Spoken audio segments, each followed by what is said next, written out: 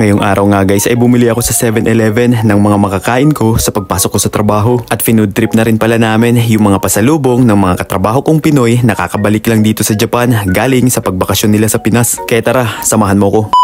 Ohayo gozaimasu, maaga nga pala ako ngayon guys gumising kasi may pasok ako ngayon sa trabaho. Diretso na nga rin pala ako nagtimpla ng kape para pampagising at pampainit sa natutulog ko pang kaluluwa. Kapag kasi nasa gantong edad at may pasok sa trabaho, kahit inaantok ka pa kailangan mong gumising. Yan palang longganisa sausage guys na nakikita nyo, nilabas ko na yun sa freezer kagabi para may mailuto sana ngayong umaga. Pero may mga gantong pagkakataon talaga na bigla na lang akong tinatamad magluto, kaya naisipan ko na lang bumili mamaya sa labas. Kaya sabi ko dito sa longganisa na makakabalik ka na ulit sa ref sa loob ng bahay ni kuya. Pagkatapos ko nga guys sigupin yung mainit na kape, diretso na rin ako lumabas kasi baka malit pa sa trabaho. Nakashort nga pala ako ngayon guys pero hindi ako magja-jogging. Hindi pa kasi tuyo yung mga nilaban kong pantalon pampasok sa trabaho. Nagbike na nga lang din ako guys papunta doon. At kung curious kayo kung ilang minuto yung ginugugol sa pagbabike papunta sa trabaho, nakadepende yan guys. Kapag maaga pa naman yung gising at may oras pa naman, chinichill ko lang yung pagpedal, inaabot yan na nga sa 10 minuto. Pero minsan kapag late yung bangon ko, full gear ko na yan, inaabot lang yan ng 5 minuto. Dumaan na nga rin pala ako guys dito sa may 7-Eleven para bumili ng pang-almusal at pananghalian mamaya. Yung kinuha ko na nga rin pala guys yung bento na chicken with rice at yung onigiri na tuna mayo. Dito nga pala guys sa Japan, yung convenience store, yung takbuhan ng mga nagtatrabaho para makabili ng pagkain. Naisip ko nga guys na bilang Pinoy, sayang kasi walang karinderya dito. Nakakamiss pa naman yung mga pagkain sa karinderya sa Pinas. At pagkabihis ko nga ng uniform ko guys, dahil may oras pa naman bago mag-radyo tayo, ay kumain muna ako ng breakfast ko dito.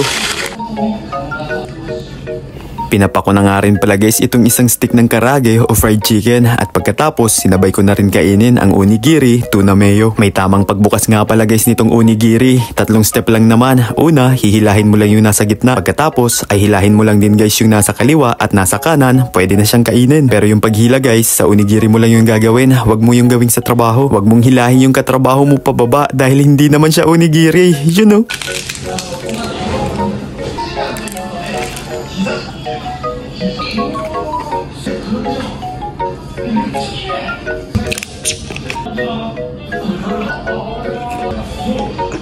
Shoutout nga din pala dito kay Senpai. Nilibot niya pa nga daw yung buong building kasi hinanap niya ako. Ibibigay niya daw to sa aking pasalubong niyang lumpia. You know? Hindi pala lumpia guys, hopya pala. Pork flavor kasi kaya kala ko lumpiang Shanghai. You know? Time check nga pala guys ay 5:30 PM na dito sa Japan. At dahil nga guys araw-araw naman kami OT dito sa trabaho, kaya sakto ipang merienda ko na tong hopya. Madami nga guys yung laman nito, nasa 6 na piraso, kaya pinamigay ko na rin sa mga katrabaho ko. Pinasubo ko na nga rin guys sa iba kong katrabahong hapon dito para maranasan din nila yung pakiramdam kung paano mahopya, you know. At shoutout nga din pala dito sa kohay namin na magaling manghopya. Fast forward, linis na nga lang din guys yung ginawa namin kanina kaya umuwi na rin lang kami ng maaga. Ang sarap nga guys sa pakiramdam na umuwi ng gantong oras kasi naaabutan pa namin yung sunset. At kasabay ko nga guys pagbike pa uwi ng bahay itong si Paring Ron. At habang nagbabike nga kami guys na pag-usapan namin na pag uwi namin ng bahay, kakatukin na namin yung pinto ng kabatch namin na kakabalik lang galing sa 3 buwang bakasyon sa Pinas. Oo guys, tama yung pagkadinig mo, 3 buwan na bakasyon sa Pinas. At dahil magkakabatch kami dito, isang building lang guys yung tinitirhan namin dito pero magkakaiba lang ng pinto. Dinorbell na nga namin guys ito si Tropa pero nakailang doorbell na kami sa pinto niya, hindi pa rin lumalabas. Naisip nga namin na baka tulog o kaya nag-grocery sa labas kaya mamayang gabi na lang namin babalikan sana. At nung papasok na nga rin kami guys sa kanya-kanya naming bahay, biglang bumukas yung pinto ni Tropa. Sobrang laki nga yung ngiti namin dito guys kasi parang makakatikim na naman kami ngayon ng pansit canton. You know? Shoutout sa'yo pare Kois. Congrats! Pagkatapos ng ilang buwang bakasyon, balik na tayo sa trabaho. You know?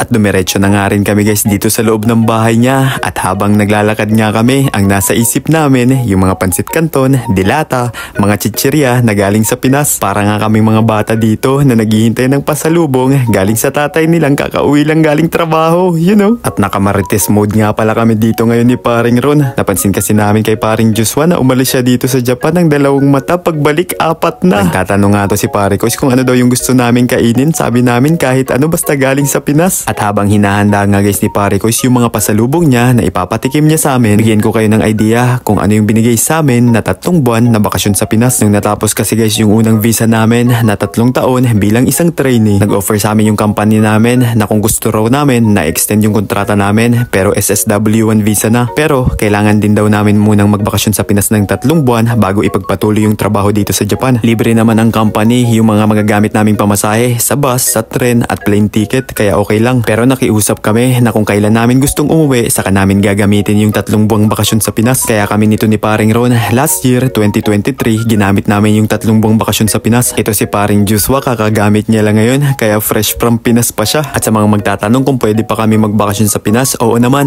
pwedeng pwede. Kailangan lang magpaalam sa company pero sariling gastos na sa lahat ng pamasahe at ang gagamitin para makapagbakasyon ay yung tinatawag na UQ or paid holiday. Hindi kasi guys allowed ng company na mag-a-absent ka para makapagbakasyon sa Pinas. Fast forward, napahaba nga guys yung kwentuhan namin kaya inabot kami dito ng dilim. Sakto nga at may projector naman dito si paring Joshua kaya inaya niya muna kami mag Netflix and chill. Yun lang, hanggang dito na lang. Huwag ka ulit mawawala bukas. Maraming salamat ulit sa iyong ilang minuto.